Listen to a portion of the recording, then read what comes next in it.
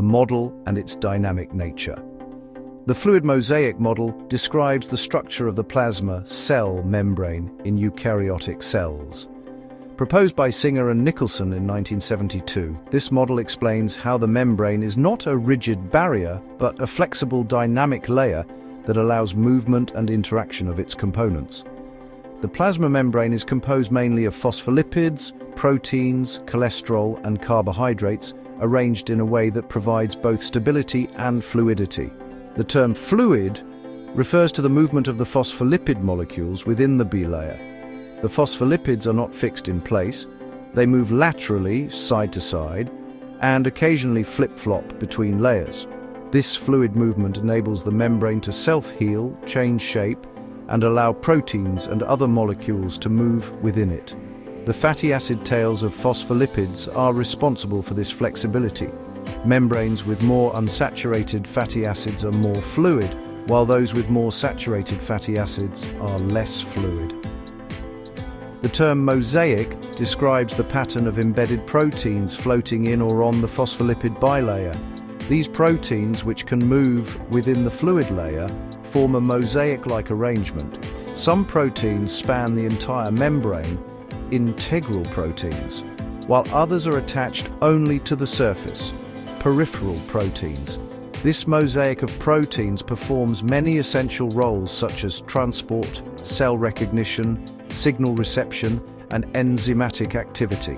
The membrane's dynamic nature is vital for cell function. It allows the cell to adapt to changing conditions, control the movement of substances, and communicate with its environment. For example, during endocytosis and exocytosis, the membrane can bend and fuse to transport materials into or out of the cell. Additionally, cholesterol molecules within the bilayer help stabilize the membrane, preventing it from becoming too fluid at high temperatures or too rigid at low temperatures. Overall, the fluid mosaic model portrays the plasma membrane as a living, flexible boundary rather than a static wall. Its dynamic nature ensures that cells remain stable yet adaptable, enabling processes like nutrient uptake, waste removal, and intercellular communication essential for life. Role of phospholipids. Phospholipids are the main structural component of the plasma membrane, forming a bilayer that acts as a flexible yet stable barrier between the cell's internal environment and the outside world. Each phospholipid molecule consists of a hydrophilic, water-loving head containing a phosphate group and two hydrophobic, water-repelling fatty acid tails. This unique structure gives the membrane its selective permeability and contributes to its fluidity. When phospholipids are exposed to water, they automatically arrange themselves into a bilayer, with their hydrophilic heads facing the watery environments inside and outside the cell, and their hydrophobic tails pointing inward, away from water. This arrangement creates a semi-permeable membrane. Small non-polar molecules like oxygen, carbon dioxide, and lipid-soluble substances can diffuse through easily, while large or charged molecules such as glucose and ions cannot. This selective nature allows the cell to control what enters and exits, maintaining homeostasis. The phospholipid bilayer is not rigid. The molecules can move laterally, giving the membrane a fluid character. This movement allows proteins and other components to drift within the layer, supporting processes such as cell signaling, transport, and membrane repair. The degree of fluidity depends on the types of fatty acids in the phospholipids. Unsaturated fatty acids with double bonds create bends in the tails, preventing them from packing tightly and increasing fluidity. In contrast, saturated fatty acids without double bonds make the membrane more viscous. Additionally, the bilayer's structure enables the cell membrane to fuse with other membranes, form vesicles, and change shape, which is essential for endocytosis, exocytosis, and cell division. Overall, phospholipids provide both the framework and the flexibility that make the plasma membrane dynamic and functional. Function of protein channels. Protein channels are a type of membrane protein embedded within the phospholipid bilayer that facilitate the movement of specific substances across the cell membrane. Because the phospholipid bilayer is selectively permeable and largely impermeable to polar or charged molecules, like ions and water-soluble compounds, protein channels play a crucial role in allowing these substances to pass through without disrupting the membrane's integrity. Protein channels form hydrophilic pathways that span the membrane, enabling ions and small molecules to diffuse down their concentration gradients, a process known as facilitated diffusion. This movement does not require energy, ATP, and allows essential molecules such as sodium, Na+, potassium, K+, calcium, Ca2+, and chloride, Cl ions to move in and out of the cell. These ions are vital for maintaining electrical activity, nerve impulse transmission, and osmotic balance within cells. Many protein channels are specific, meaning each type of channel only allows a particular molecule or ion to pass through.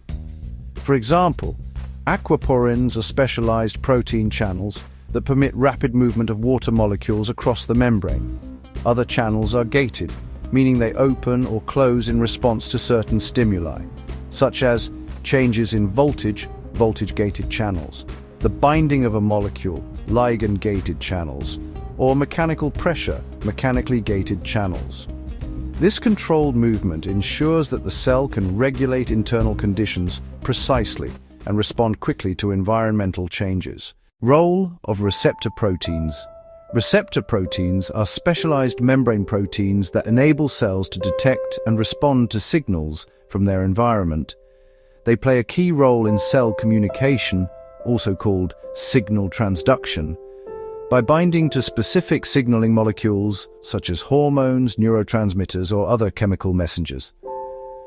These molecules, called ligands, attach to the receptor's binding site, which is complementary in shape, much like a lock and key. When a ligand binds to a receptor protein on the cell surface, it triggers a conformational shape change in the protein. This change sets off a cascade of events inside the cell, leading to a specific response, such as activating an enzyme, opening an ion channel, or initiating gene expression. For example, insulin binds to its receptor on muscle or liver cells, causing glucose transporters to move to the cell membrane, allowing glucose uptake.